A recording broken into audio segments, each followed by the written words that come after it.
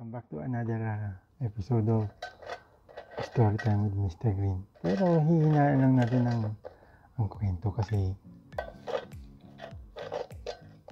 patulog na rin naman ako.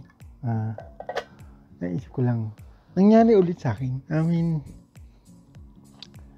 bang gagawin ko? Alam mo, ganito yan. Nung last week, galing ako sa 6-day trip sa trabaho ko. And then, nung Thursday, umuwi ako kasi kinabukasan, mayroon ulit akong trip. Bale, kumbaga, sabihin na natin back to back. Yeah, back to back yun. So, yung Thursday, bumaba ako sa istasyon ng public train station, and then may nakita ko. Usually pagka ganun, kailangan kong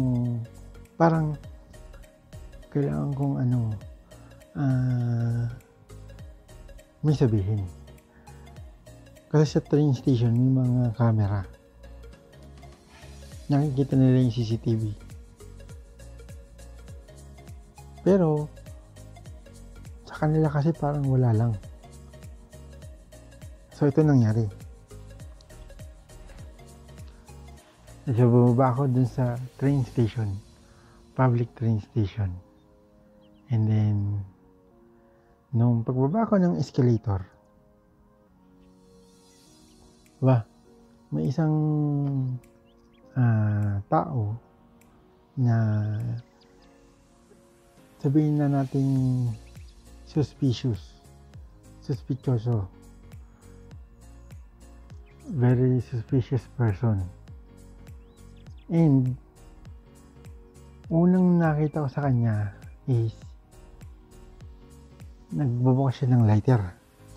Mga ganun. Nakatago pa eh. Nakatalakbong siya, nakakulay. Ang jacket niya is kulay black. Black hood. Nakataas. Alam mo naman yung mga taong ganun. Ganun. Yun. Very, yun nga, suspicious or, yeah. So, after that, as a law-abiding citizen, ako, I have to say something. Kailangan kong punahan yung tao yun. So, pinunong ako. Sinabi ko, hey, what are you doing? You're not supposed to do that here sa train station.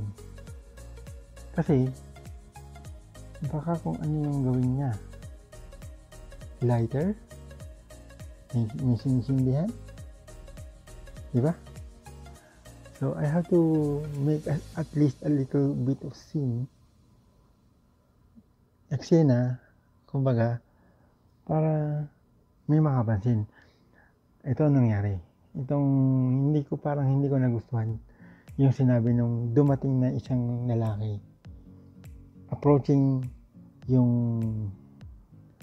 ako tsaka yung dito kami. Ako ito. Andito yung lalaki. And then there's another guy approaching. Mind you, meron siyang batang hawak na nasa wagon. Okay? So, dala-dala niya yun. Sila niya. Binatin niya yung lalaki na nagsisindi. Hey, what's up? Ganyan. Sila lang nakakaintindi kasi sila lang yung parang may connection. Okay. Sinabi ko. And then sinabi niya sa akin, sinabi niya, hey, stop it. You're acting like a punk. Huwag mo silang pansinin, sabi. Don't mind him. He's making trouble. He's gonna make trouble for himself. You're acting like a punk. Sabi sa akin. Ako naman parang, acting like a punk.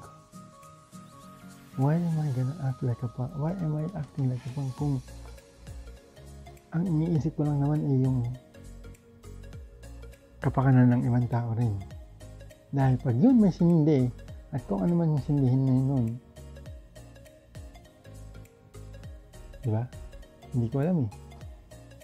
So, sinabi ko na lang, get out of here. Sabi ko, get out of here dun sa lalaki. Yung nagsisindi ha. Get out of here. Gumano ako. Yun. And then, tumingin siya. Gumano siya. Slow na tingin. Nakahood yun ha. Nananakot. Gumano siya. Parang ako tinatakot. Pero hindi naman ako nagpatakot. Sabi ko, tingnan ko rin siya. Meron ba akong ipapakita ng mata? Hindi. Ayun, anyways, yun nga lang, gano'n lang. Sa tingin ko tama yung ginawa ko. Hindi naman ako yung punk. Kasi, like I said, nag-iisip ko lang kung ano yung tamang gawin. Kapakanan ko, concern dun sa mga tao sa baba, na kasi nasa escalator yun. Sa baba ng escalator or stairs, nandun yung train. Pupunta dun sa destination mo. Depende.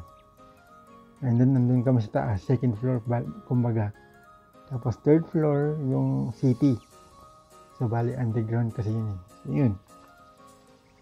Ayun.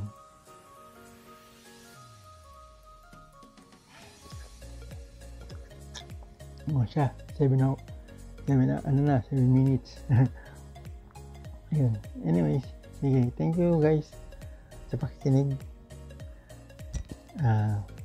Once again, like and subscribe. Sabihin niyo sa akin kung gusto niyo pa. Madami pa akong ikwento na nangyari. Anyways, this is Green Kaiser. See you next time.